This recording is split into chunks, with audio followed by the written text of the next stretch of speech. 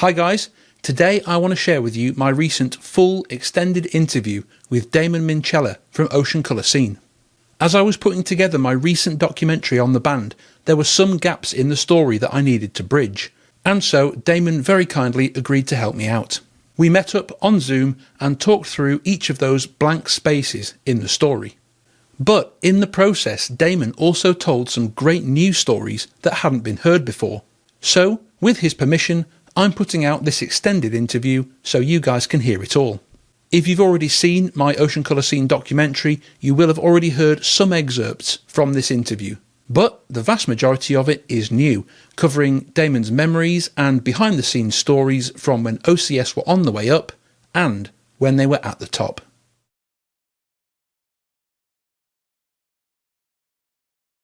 Since I got hold of my copy of this absolutely massive box set, I have, for the first time, been given a really good listen to your first album. Now, I'll be honest, because you guys hated it, I did listen to it. I quite like it. I'm going to be honest. I think it's all right. It probably is all right. I haven't listened to it since 1992 because, you know, we made it 3 times and by the time it came out, we were just like, whatever. It's probably okay. Yeah. You get publishing checks, blimey, I sound so old fashioned. Bank transfers for your music publishers for the songs. I actually got one last week from BMG who did all the publishing for that album. It was for 86 quid. But you know, that's kind of nice. I mean, it eventually went silver as well. Maybe I'll go and listen to the first album. The thing that really struck me about listening to that first album, literally in this last 2 weeks, was that sounds exactly like the sound that is emerging right now. Oh, really? It really does. I was listening to it and I was like, this sounds bizarrely current. Blimey. Maybe someone had bought a copy and then they played it to their mates. Maybe it got passed around. Maybe it's incredibly influential record. Yeah. Or maybe it's coincidence.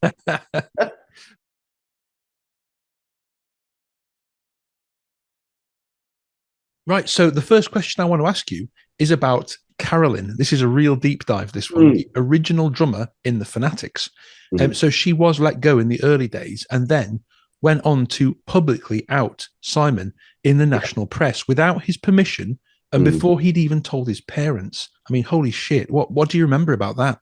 I mean, looking back on it now, I mean, it's what a strange time the 90s were that the Daily Star would run a 2-page centre spread saying a lead singer in a pop group is homosexual. It's like, now it'd be like, who gives a fuck? But it was really sad, actually, because Carolyn was a really nice person, or so it seemed. Terrible drummer. But for me and Simon, it was perfect because we were obsessed with the Velvet Underground. And Velvet Underground had Mo Tucker on drums. So we got Carolyn to play like Mo. Mo Tucker could actually drum, whereas Carolyn literally couldn't drum. So after a while, we had to say, look, come on. You know, and that's when we brought Oscar in, blah, blah, blah. She probably didn't think anything of it. And then obviously Ocean Colour Scene exploded and she's thinking that could have been me. And then she rang up the Daily Star to tell them she's got a story to tell about Simon being gay because Carolyn used to have the hots for Simon and Simon was like, I'm gay, this isn't going anywhere. So she took £7,000 from the Daily Star to give the expose about this gay singer, which under normal circumstances would be pretty despicable. But she knew that Simon hadn't thought at the right time or for whatever his own personal reasons to tell his mum and dad. So his mum and dad found out that their son was gay when their mum and dad's neighbours brought round a copy of the Daily Star and showed it to his parents. I mean, which is obviously, for them, wasn't the way they wanted to find out. And Simon was in bits. He thought he'd have to leave the band. Wow. He actually came. I was staying at a hotel in Birmingham while we were making Marchin Already, and he knocked on my hotel door about 2:00 in the morning, which was not unusual, to be honest with you. But he was there in tears and was like, have you heard about the Daily Star? And I said, no. And then he explained it all. He said, I'm going to have to leave the band. And I was like, shut the fuck up. And next day, we're all at the studio. We just said, don't be stupid. Doesn't change a thing. What a bitch she is. How it's disgraceful. And then we had some shows coming up. The first show being in Glasgow, which is quite a full-on audience. Simon was really nervous, and we just said, go out first on stage on your own. We won't go out as a band. You go out first on your own. As soon as he walked out, he just got a standing ovation from everyone. And everyone just embraced him because everyone knew about it. Mm. And he was like literally overwhelmed by it. And then we just came out and did the gig, and everything was fine. But yeah, it was very strange and a very despicable thing to do to someone. It's brutal. Seven, Yeah. $7,000 to possibly ruin someone's life. Yeah, exactly. I mean, his mom, he could have, anything could have happened.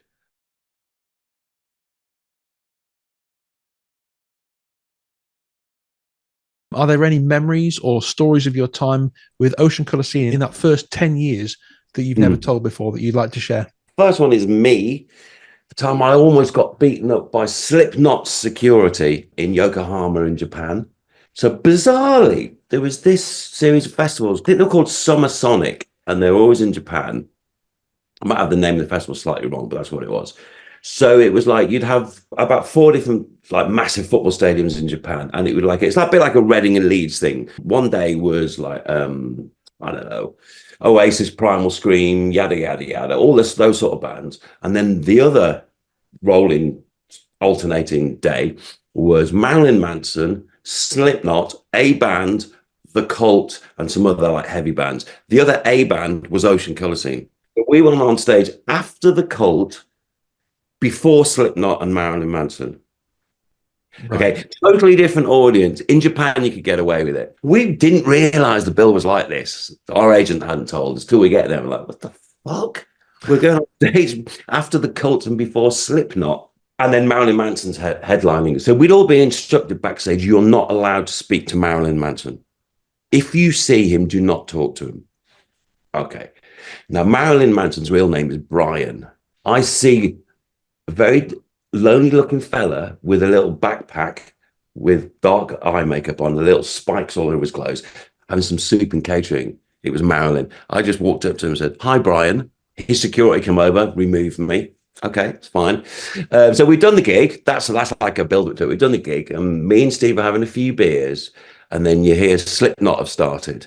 I actually don't mind Slipknot now, but for some reason then I used to find their music incredibly offensive. Like this is an insult to music, and there's no melody to it and all that. So I'm standing at the side of the stage between every song shouting, fuck off, you wankers, fuck off, Slipknot, you American wankers. Like, and you can hear me. Bear in mind, the smallest guy out of Slipknot could have beaten the shit out of me. Because I'm not as we know from other stories, I'm not particularly good at fighting. So anyway, their security come over to basically kick my head and foot. I get saved by our security, who whisk me away. The second one involves Steve actually getting beaten up by the lead singer from Green Day. Lead singer of Green Day it's Billy, isn't it? Billy Armstrong. Yeah. Again in Japan. It must be something to do with Japan, which is also one of my favorite countries. We are not doing a gig with Green Day, but they are staying at the same hotel as us in Japan. And it's a hotel where you've got you can walk out your room, and it's got a little balcony out your room, but it's looking on the inside of the hotel, so you can look down into the foyer reception.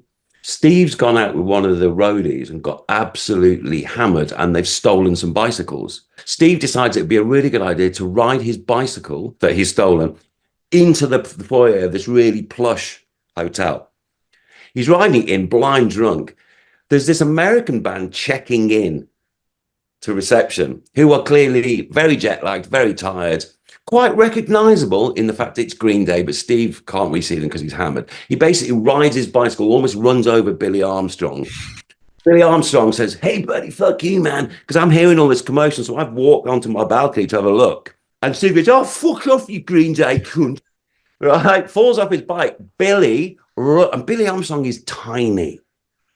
But Billy Armstrong is sort of trailer trash American. He can look after himself. Billy, within an instant, has a very drunk Steve up against the wall, holding his neck in his left hand, banging him in the face with his right hand.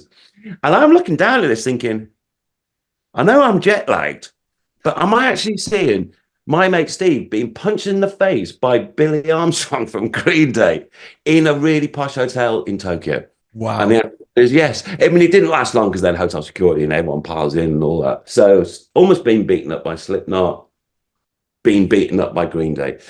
The story of Ocean Colour Scene.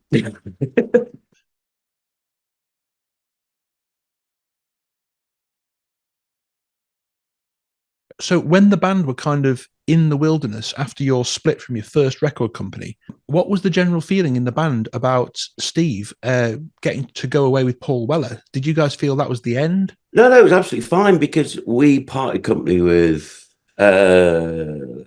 So that would have been 93. Most bands would have split up then, literally. It's like, oh, well, we've given it a good go. Let's stop being idiots and get proper jobs. You know, we've got the rest of our lives to live. We did the opposite. We were like, thank fuck for that. And we rented out a real shithole of a studio in Moseley or Kings Heath. They kind of two areas of Birmingham that just I'd sit next to each other. This tiny shitty little studio and just started writing. So we had an injunction from the record label while we were sorting out how we were leaving, you know, all this loads of legal shit, and we were not allowed to play for 12 months. So we just recorded in this shitty little studio with a 1 bar electric heater, a tiny little 8-track digital desk. Recorded for over a year. So we became really solid as a band. So we got away from the strain and the stress and disappointment and frustration of making that album, and had an entire year and a half before Paul Weller asked Steve to go and play acoustic guitar on a couple of tracks on Wildwood. And then it was like, oh, will you be in the touring band? So we were super proud of him. And the way Steve approached it was, well, Paul's going to pay me X, Y, Z money per week to go on tour, which means I can cover the rent for the studio. Oh, wow. Steve going away and working with Paul was actually quite an inspiration to him, inspiration to us, financially beneficial to us, because it meant we didn't have to, meant we could eat more food than normal and still pay the rent, because we're all on the dole. We were all looking for proper work. Sorry, yeah, we were actively job seeking, bollocks. But what was really cool about it is that Weller would make loads of cassettes of loads of bands we'd never heard of, or music we wouldn't have thought of listened to, give them to Steve and he'd bring them back. So we'd listen to loads of weird soul music and abstract rock music and shit, and start to get inspired by extra forms of music that we wouldn't normally have bothered to come across or literally couldn't afford to access or buy because we were all flat broke. I remember once during that period, all four of us were driving over to Steve's dad's house, and I had to scrape together in 1 and 2 pence pieces £2 to get enough petrol to drive the car, all of us over to go for a band meeting. £2, and I didn't have £2 except 1 and 2 pence pieces scattered around places, and eventually got £2 together. So Steve getting a gig with Weller was like, and you're like, I'll pay the rent for the studio. We're like, fucking get it. I mean, that's something that's really struck me actually going through the sort of the band history is what a sound guy Steve seems to have been to the band. Me and Steve were the two driven ones to get everything done. Yeah, so you guys were the backbone kind of pushing everything. Yeah, totally. I mean, without me and Steve being in the band, no records would ever have got made. So in both our own ways, we were the two pillars, with Simon obviously as the voice and the main songwriter, even though everyone contributed in their own way. So yeah, Steve was very loyal, but we all were, you know. I mean, I was asked to join Oasis when Quigsy left, and I turned it down through loyalty, because it was like, you know, it was 4 people who would, through a mixture of absolute stupidity, but all stubbornness and also self-belief, for no reason whatsoever, that this was always the right thing to do. Was that it doesn't matter if we haven't got a record deal, it doesn't matter if we're not allowed to gig, it doesn't matter if we've got no money, it doesn't matter that we're not teenagers anymore, they're all in our early 20s, or Simon would be, God, 93, Simon would have been 28, poor fucker. We're just going to do this anyway. So yeah, I think that answers the question.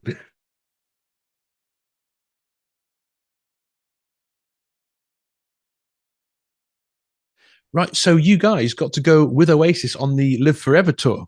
And I think, if my history is right, you guys were at the gig at Newcastle where there was a big punch-up on stage between Noel and a punter. What are your memories of being backstage on that night? It was hilarious. It was the second gig. What you got to remember is, I'm not going to say it was a PR stunt, but the tour wasn't entirely sold out. It had a lot of ticket sales, but not every venue was sold out. After that punch up, it's on Newsbeat on Radio 1. All the rest of the tickets sell out. So it could have been coincidence, but it was very funny because it was the Riverside in Newcastle. I was out front watching Oasis with Oscar because we were still friends then. So it was me and Oscar out front watching the gig. Simon and Steve were backstage with a band from Liverpool called The Real People and all their mates. Oscar weirdly had a baseball bat with him in the dressing room, which is quite fortunate. I'll get to that in a second. When some kid gets up on stage and just twats Noel in the face. So it wasn't a punch. Noel got punched in the face and just walked off stage. Fair enough. Liam starts gobbling off and walks off stage. A lot of drunk fans of starting to get a bit agitated because Oasis are refusing to come backstage. Me and Oscar managed to get backstage. Oasis basically fuck off immediately. Literally, they get the gear out as quick as possible, get in their van with their crew, leg it. So backstage is Ocean Colour Scene, The Real People and their mates, and loads of fucked off fans trying to get into the dressing room, pushing the door open, and Oscar is there with a baseball bat saying, "Come on, I'll knock you all out. Fuck off, leave us alone," but in a Birmingham accent. So that was my memory of it. And then it all dissipates after a while, you know. But it was a little bit hairy for a while. And then the next gig is Leeds Irish Centre, which has now sold out, and Oasis have security everywhere. Because they didn't used to have security, now they've got security. Whether it was set up or not really doesn't matter. It happened. It then became a big news article. And then I think Oasis's management, which is Ignition, then thought, actually, this is a serious situation we're in here. We've got a very serious band who could become massive. So things changed in terms of access, not for us, but like you literally couldn't get anywhere near them unless you're on the guest list and all that kind of stuff. But yeah, it was interesting to say the least.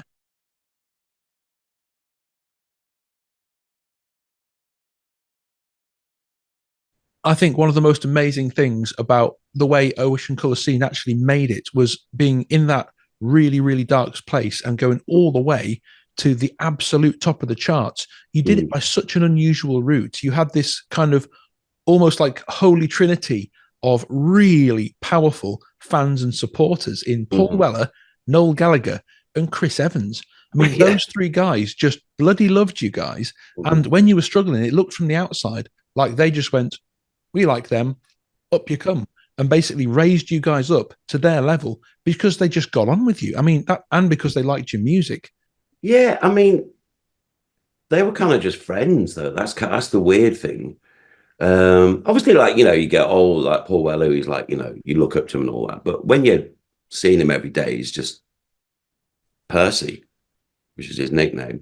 Noel was just a mate who happened to be in a really big band. And Chris Evans was a Dobby DJ TV presenter who was actually really sound. So when you took him away from the cameras and his persona, he was just a really nice guy who appreciated that he was really lucky to be where he was. But actually, people only wanted to know him because he was on the telly. Whereas when we weren't asked about that, so he really appreciated that. But yeah, I mean, Paul banging on about us, Noel banging on about us, Oasis giving us loads and loads of gigs was lovely. And then Chris Evans, he really liked our music and always wanted us on his TV shows. But the main person who no one ever knows about is a guy called Andy McDonald, who is a Scottish guy, obviously, as the name might suggest, who set up a record label called Go Discs, who signed the Lars. The amazing Lars album was released on Go Discs. He signed Paul Weller for Wildwood. He signed, sorry for that ping then. He signed, that's my daughter asking for some money for a train ticket. Leave that in. He signed Travis, blah, blah, blah. So he's a really nice guy.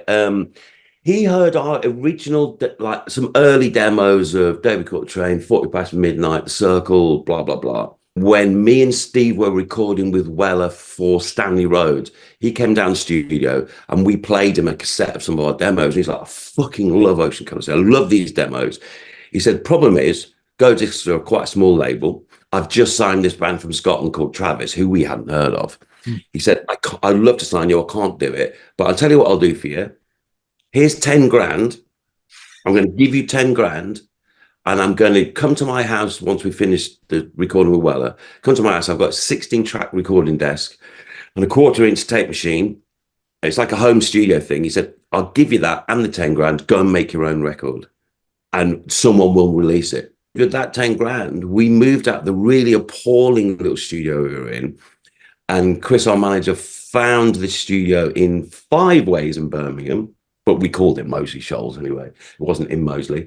That used to be Dexy's Midnight Runner studio, which was literally a shithole as well. But it was an acoustically good shithole of just 2 rooms, small control room, small live room, nothing in there. So we bought 4 microphones, put in the little 16-track desk, set up the drums, pushed a piano in there, and started making Moseley Shoals. Because that 10 grand enabled us to pay the rent for that studio for a year. So where did the 2 parts of that name, Moseley and Shoals, where did that come from? Okay. Well, there's a famous studio in Birmingham, Alabama called Muscle Shoals, which is where the load of massive soul tracks from Aretha Franklin through to Al Green, blah, blah, blah. Incredible. Paul Weller's guitar tech, who sadly passed away, a guy called Dave Little, who went on to look after mine and Steve's guitars. He came down with Paul when Paul was guesting on some tracks on Moseley Shoals, just to look after Paul's guitars. And he was like, what are you going to call the album? And we were like, don't know yet. And he's like, you got to call it Moseley Shoals. And we were like, what a shit name. Why? He said, Muscle Shoals, Birmingham, Alabama. You used to live in Moseley. So Moseley Shoals, Birmingham, England. We're like, Moseley Shoals. And obviously, ocean, colour scene, shoals, fish in the ocean. Oh, it's like, yeah.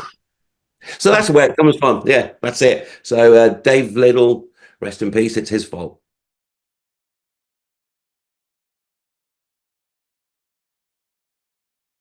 What do you remember about the Loch Lomond and Nebworth gigs? Loch Lomond was great. Remember getting a boat across from the hotel, and then just as I'm about to go on stage, I need to go and have a wee. So I go in their portaloo. Liam Gallagher sees me going into the portaloo, tries to push the portaloo over while I'm in there. Bear in mind, this portaloo has got a lot of things you don't want all over you in there, because he thought it would be funny. One of our roadies manages to stop Liam pushing the toilet over, which I'm now trapped inside. Otherwise, I'd have gone on stage covered in other people's business. So that was that bit. That was funny. So we do the gig, goes amazing. Oasis are great.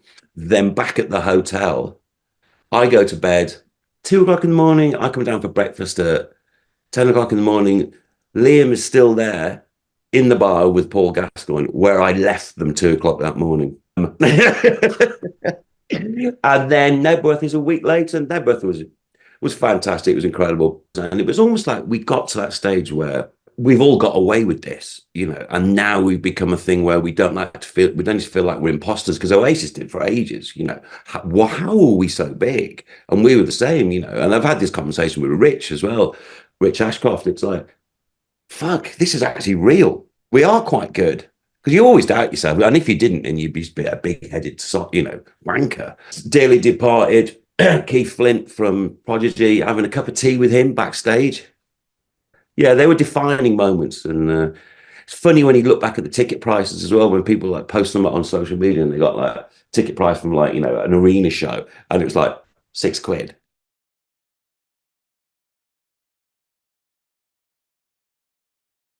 So after the runaway success of Moseley Shoals, when did you guys start work on Marchin Already? Christ almighty, pretty much. Well, we toured like mad for Moseley Shoals. Bear in mind, me and Steve were playing with Paul as well. So in '96, I think me and Steve did 196 gigs in 365 days. So loads of gigs with Ocean Colour Scene, a lot of gigs with Weller, because we were touring Stanley Road as well. So we're touring Moseley Shoals, Stanley Road, doing B-sides. When we finished the Moseley Shoals tour, and me and Steve finished the Stanley Road tour, I think we probably had like 2 weeks off, and then went straight back in our studio. Right. Because now the record label are like, we need to follow up. Moseley Shoals, the songs on it stretch back from 90. Well, some of them are even older. But there's at least like 3, 4, 5 years worth of songwriting on some of those tracks. And all of a sudden it's like, where's the next record? Well, we've been on tour. On and off for about 6 months, we made Marchin Already, piecing together ideas we had, things that might have made it onto Moji Shoals, but we put aside for now, and then just things completely off the cuff, off like 100 Mile High City and tracks like that, which we just kind of made up as we went along. Yeah, it was very full on actually, but amazing because we'd gone from being on the dole to then, well, we've got the terrible pressure of having a follow up to a huge record and all these shows to do. Isn't it awful? And we just thought it was fucking amazing. Whereas a Yeah. lot of people now would need 6 months off and go, oh, I can't deal with the stress. Because we made Mosey Shoals on our own terms, we just thought, well, we're just going to make another record on our own terms. And if the record label have to wait, then they're going to have to wait. The Marching Already era is the one that I've found the hardest to find any background information on how Mhm. that album was made. It's very Uh-huh. scant. So I guess Yeah. it's probably because you guys were just slamming the tours, then you landed, and then you were writing, recording, writing, recording, writing, recording. Yeah, pretty much. I mean, we did have a studio set up in our tour bus as well, so we could help us write on the road. We never turned it on. We never turned the desk on once. It's like the worst thing a band could ever do is try and write songs whilst they're on the road, Yeah. because all they do is write songs about is being on tour, which is such a boring subject. Because most of the time on tour it's boring as fuck, apart from the bits on stage and before and after. But so yeah, we would do gigs and then go straight back into the studio and work like motherfuckers, to be honest with you. A song like Better Day was written during the Mosey Shoals period, but we kind of just parked it to the side for a bit. We thought, oh, we'll come back to that one. I don't know if you've seen this, but there's an interview with Simon from 1997 where about that song, Better Days, he says the song is written in code. Oh yeah, totally. Yeah. And it's about you guys. The whole thing is about you guys. Yeah. Harry is Oscar, Minnie is me, and Stevie is obviously Steve. That's the characters in it, yeah. So what does it mean when he says Minnie went inside, he came out once and we both cried and Minnie blew my head away? Oh, right, yeah. I mean, so this was when we were still at the really shitty studio in about early doors 94. And Simon was doing so many drugs. And I was like, mate, you got to pack this in. Bear in mind, we had no money. So he's doing a fuck ton of drugs. And I had a real heart to heart to him. I said, mate, if you don't stop doing drugs, I'm out of here. Even though we had nothing anyway. I said, I can't handle it. He's doing loads of acid and just being really stupid. I had a real heart to heart with him about it. And he basically started crying. I started crying. He told me how much he loved me. And I said, I love you too, but I'm still not going to fuck you. Because he used to try it on with me all the time in the Fanatics. Did he? Get pissed and stick his tongue in my ear and say, I know you want it and all this. Kind of joking. I'd be like, oh, fuck off. So that was our running joke. So Minnie came out once. It's like, I came out and said, yeah, I do love you, but I'm not going to fuck you. And so that's what that's about. Like, it's only when you work that close with someone you can actually be that brutally honest and it not fracture anything. The Harry carried on in his usual way completely sums up Oscar. All this trauma going on, and he's like, well, whatever. Yeah. I just play the drums. And then Stevie Burned the Sky When He Flew Away is about Steve going off on tour with Weller. And that's probably Simon thinking, but will he come back to the band, which I always knew he would. But so that's what that means. And then hear the phone and then just let it ring is about our manager, Chris, because people are always phoning him up asking for money because we owed rent on this or that on that, or Chris had borrowed a 500 quid to buy something for the band. And that's what that's about. So hear the phone, but you just let it ring. So that's about Chris as well. Cool. So who's Sonny? Simon is Sonny. So that's about Simon signing on every 2 weeks in the Dole queue. And so we've got Davey got us down, but we got away. Who's Davey? Yeah, I'll flip it next. So that is David Bates, who was the A&R guy who signed us for the first album, who then, basically was the guy who fucked us around so much making the first album. So Davey got us down, but we got away. Yeah, I forgot about that line. That's quite good. There's one more. Chewy found love and he almost cried.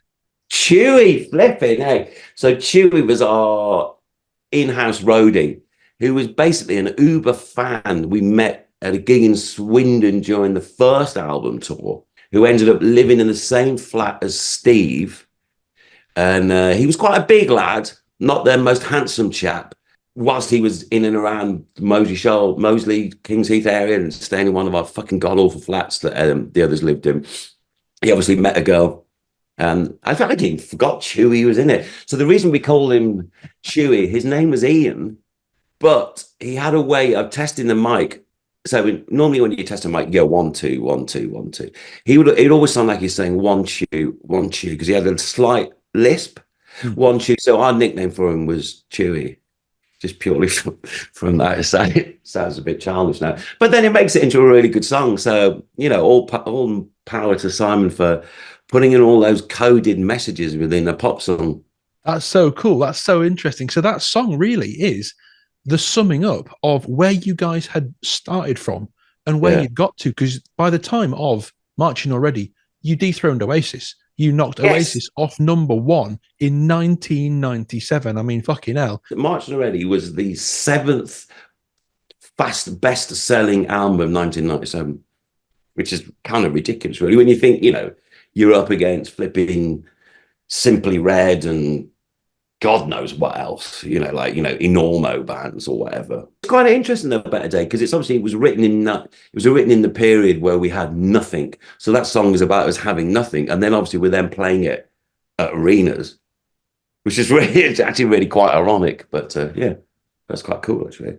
Damon, thanks so much for coming back on the channel again. Always a pleasure to talk to you, and hopefully I'll get the chance to do so again. All right, magic. Thanks, James.